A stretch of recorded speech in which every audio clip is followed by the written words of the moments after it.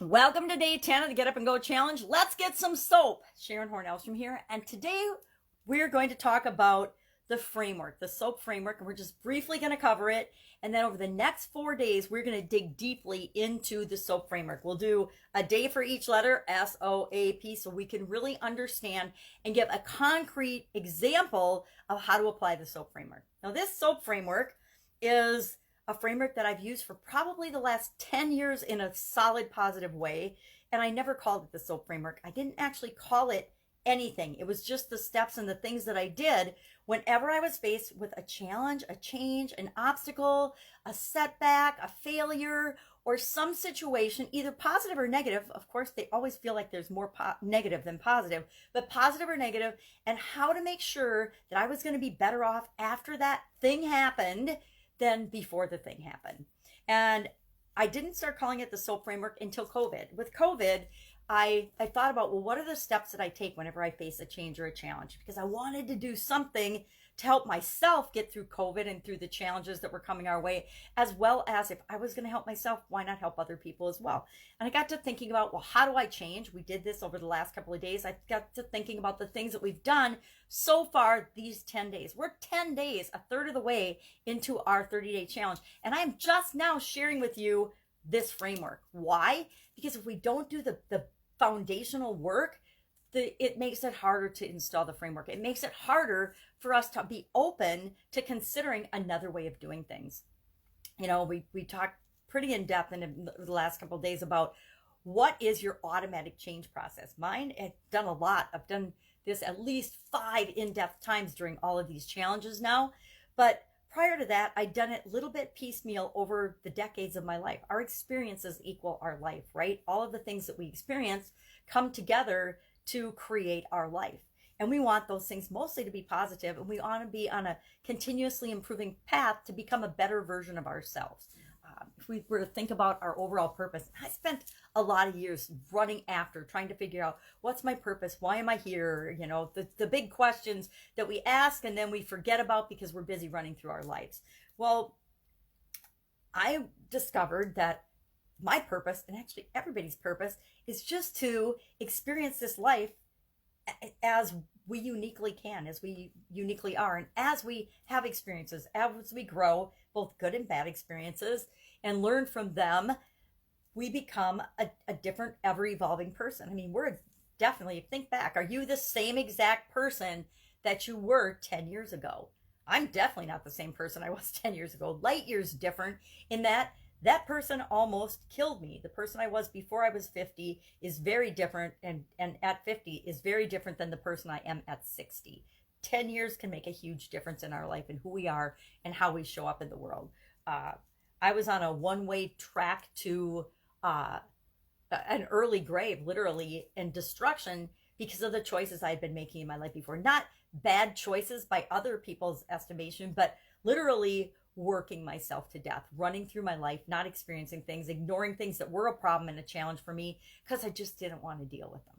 So after I had the sudden cardiac arrest and nearly didn't exist after that point, I knew that I had to do something differently. I had to change the way I was responding to change and challenges, because how I was responding to them before was definitely not serving me very well.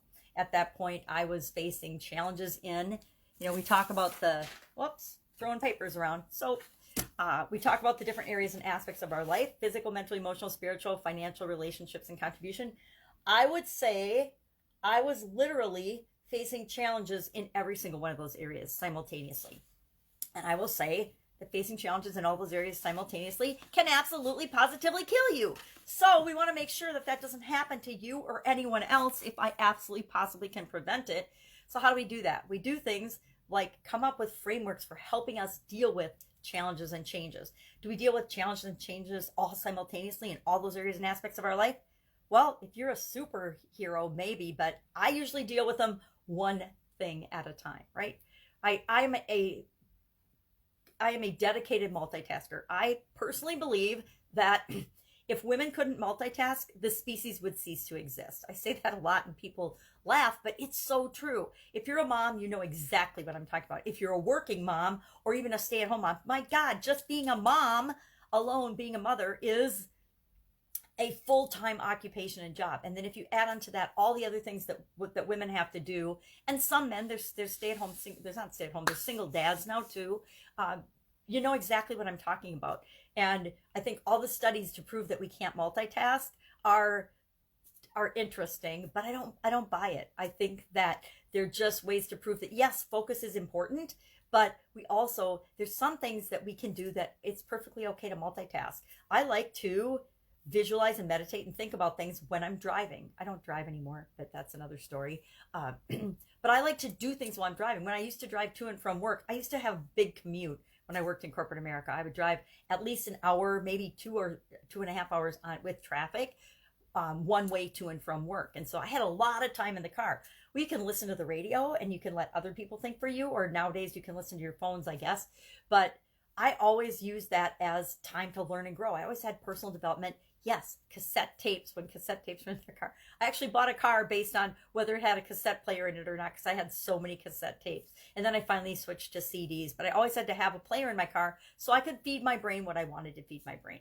All right, back to the SOAP framework. I'm getting off track. SOAP framework, SOAP. Trying to decide if I want to tell you what it stands for or not. I think I'll save it for tomorrow, and I'll break it down over the next 4 days, the S, the O, the A, and the P. And we'll talk about in detail what each one of them are. But what I want to do is I want to use a specific concrete example. So our challenge today, it's not a very hard challenge, is to just tell me in the comments below and pick which of these areas you want me to start with and use an example and do an example for. Physical, mental, emotional, spiritual, financial, relationships, and contribution. If I don't get any input, I'm going to start with physical. I almost decided I was going to start with financial because I pretty much always start with physical. But my personal experience leads me to know and believe, it's my belief, it might not be yours, that if our physical well-being isn't taken care of, that's a foundational thing to me. If our physical well-being, and same with mental, emotional, and spiritual, if our beingness isn't taken care of, nothing else matters because we don't have the energy, the drive, the desire to take care of anything else. So I vote physical, but I'm open to any of the other areas because guess what? Over the next 20 days, 21 days before we're done with this challenge, we will have a deep dive example in each one of these. But for the first one, I like to go through and break it down in 4 days so you really start to understand the SOAP framework and how powerful it is, and realize that you can make it your own and install it in your subconscious, and know that every time you're faced with a challenge or a choice or a decision, that it will automatically serve up this process for you and filter through and guarantee you're going to get better results than before you used or had a framework like this installed and we're using. Now, before you think it's manipulative and it's just my system, keep in mind that everything you learn, you make your own. You decide automatically whether you're going to accept it or not. So I'm not manipulating or convincing anybody to do anything. I'm just sharing what I do and what has worked for literally thousands of other people in terms of guaranteeing that they have better results after a change or challenge than before. You can choose to use it in any way that you want or not use it at all. You can reject it. But know that the cool thing about a framework and about this particular framework is you make it your own and you create it and use it and install it in a way that works best and best suits you. So that's it today. Tell me in the comments below which area you want to see a SOAP framework and we want to clean up first. And I'll be with you tomorrow for the S in whatever area we're going to work on. And I'll be honest, it's really hard for me to do some of these, especially if anybody's seen my challenges before. The relationship one seems to be my biggest challenge when it comes to certain types of relationship. Personally, in terms of sharing with other people, some things I think we want to just keep to ourselves, but that seems to be a challenge one for me. Anyway, have an awesome day. I will be with you tomorrow. Bye.